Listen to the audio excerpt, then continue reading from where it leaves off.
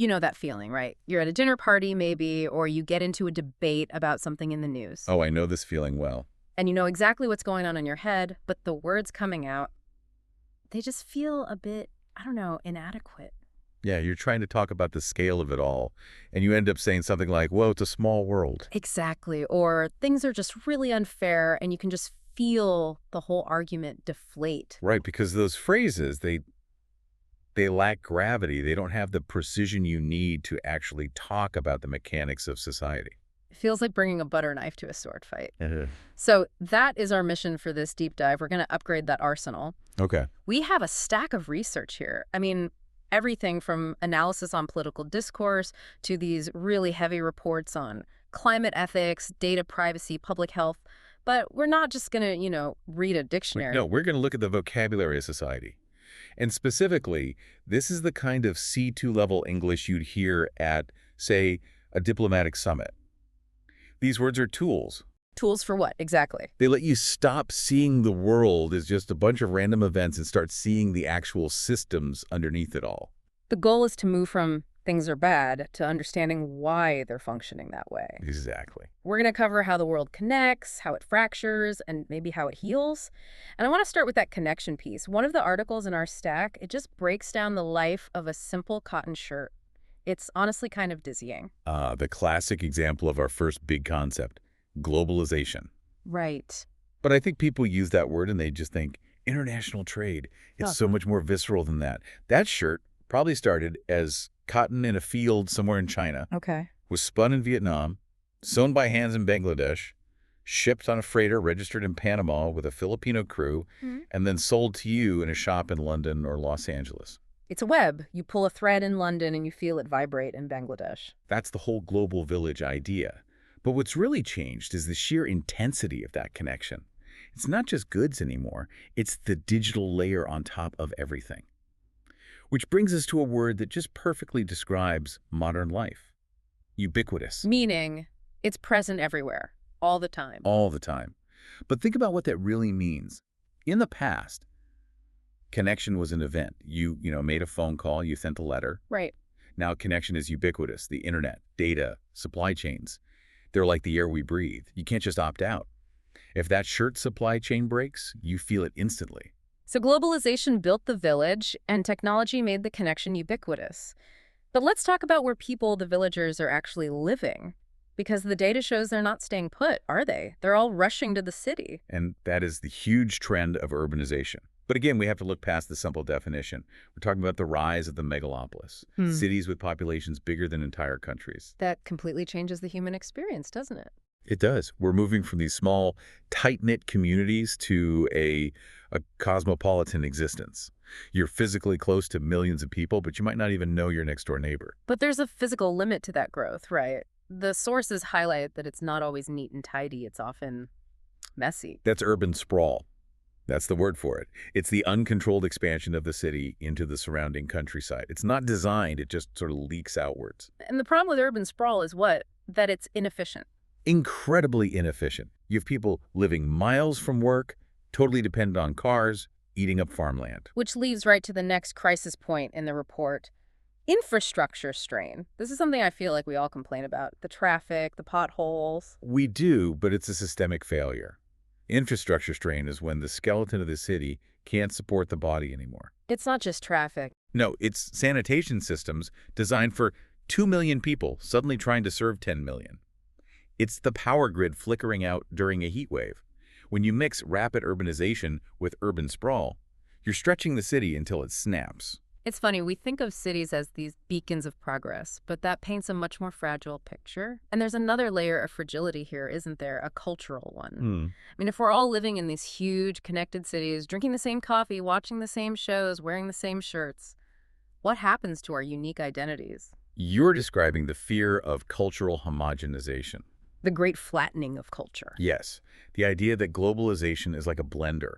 It just mixes everything up until the distinct textures, language, tradition, local values, they all get lost in this, generic consumerist soup. The mollification of the world. But people push back against that, surely. I can't imagine people just willingly let their history just evaporate. Oh, they do. Yeah. And that's where cultural preservation comes in. Yeah. But the sources point out something really fascinating here. This isn't just about putting old things in a museum. No. It's about fighting for entirely different ways of thinking. Ah, like that concept from the climate ethics source? Yes. Guinevere, was it? That's a perfect example. Buen vivir. It comes from indigenous movements in South America. It roughly translates to good living, but it really means living in harmony with your community and with nature instead of just prioritizing endless economic growth. So it's a direct philosophical challenge to the status quo. It is. And preserving a concept like that is a form of resistance against cultural homogenization. It's saying, hey, we don't all have to want the same things. That's a really important distinction. Okay, so we've got this global, urban, ubiquitous world. But if you just scratch the surface, it is clearly not working for everyone. For a lot of people, the whole system feels rigged. And this is where we need to get much sharper with our vocabulary about inequality. We have to talk about socioeconomic factors. Right. I hear that phrase all the time, socioeconomic status. Why not just say class or money? Because money is only part of the equation. Socioeconomic status captures the interplay between your social standing, your education, your connections, your zip code, and your economic power. I see. You can have money but low social capital, or you can have a great education but low income. It's that combination that really determines your access to opportunity. And the research suggests this status determines, well, almost everything. Your health, your safety, even your data privacy. It creates disparity. Let's pause on that word, disparity. How is that different from just a difference? Well, a difference can be neutral. I like blue, you like red, that's a difference. A disparity implies a significant gap, and usually one that shouldn't exist. For example? In public health, they talk about health disparities. Your life expectancy can drop by 10 years just because you cross the street into a different neighborhood. That's not a biological difference, that's a structural one. And when that disparity is rooted in unfairness, in injustice, that's when we call it inequality. Exactly. Inequality is the unfair distribution of resources and opportunity. And the source on technology gives a really chilling example. Yeah. Privacy itself is becoming a form of inequality. That was the point about privacy becoming a luxury good. Think about it.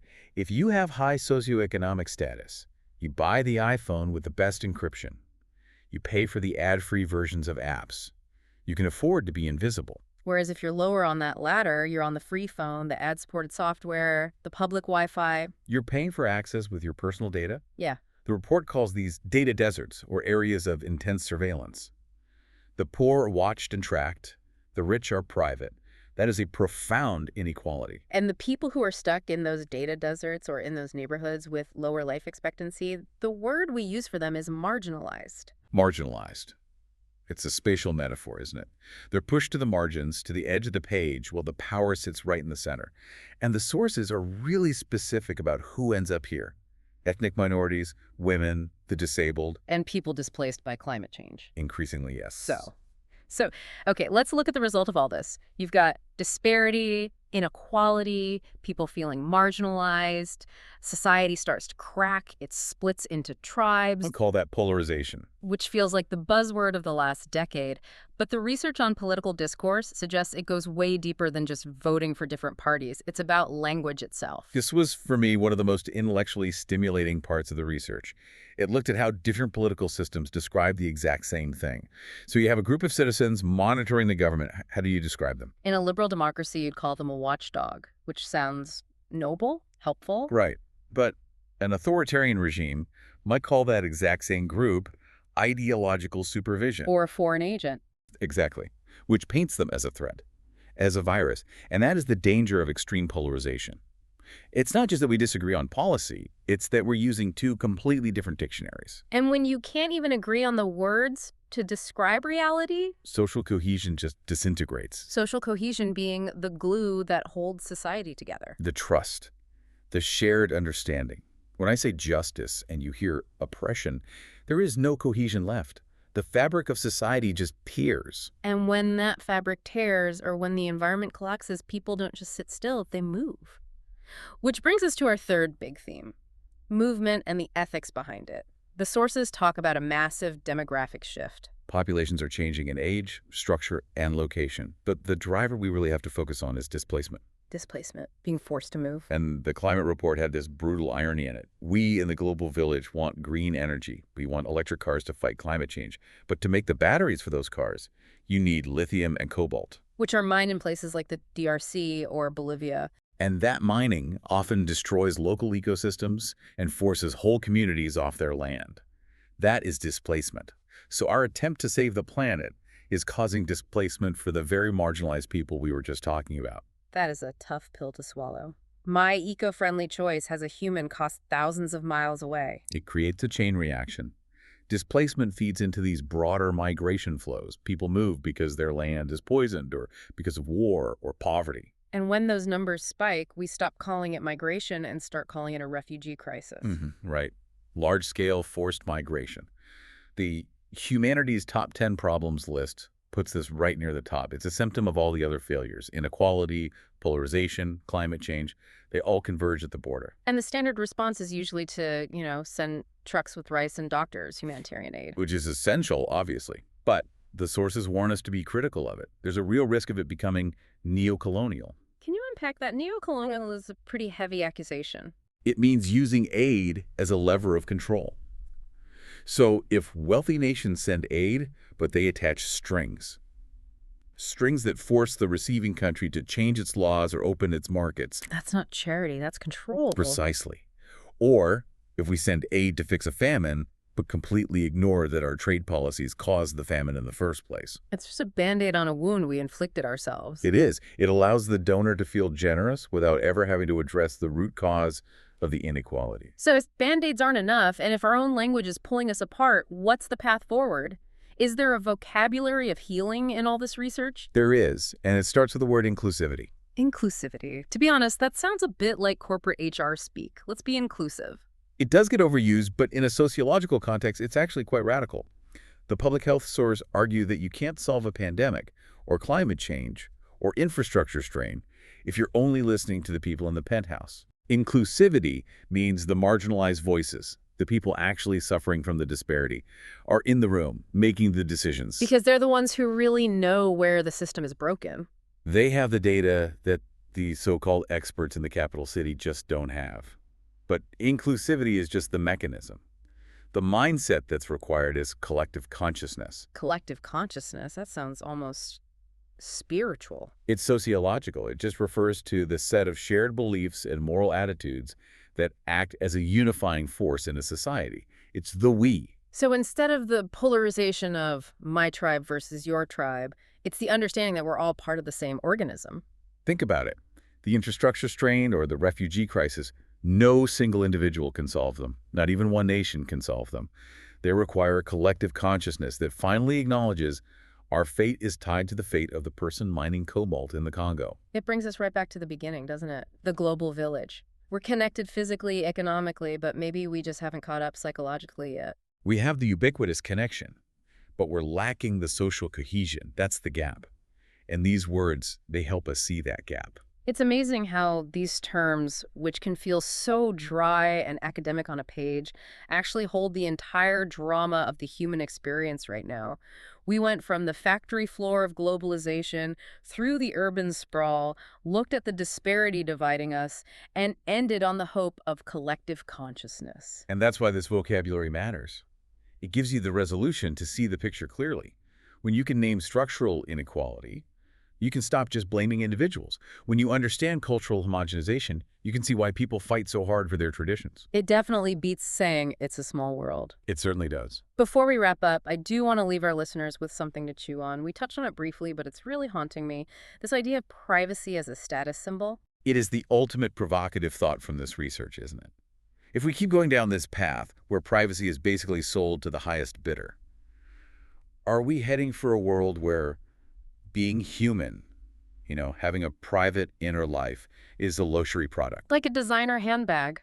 Look at me, I'm so wealthy, nobody knows where I am. While everyone else is tracked, monitored, and predicted by algorithms, it completely redefines what it means to be free. That is, well, it's terrifying, but it's a necessary question.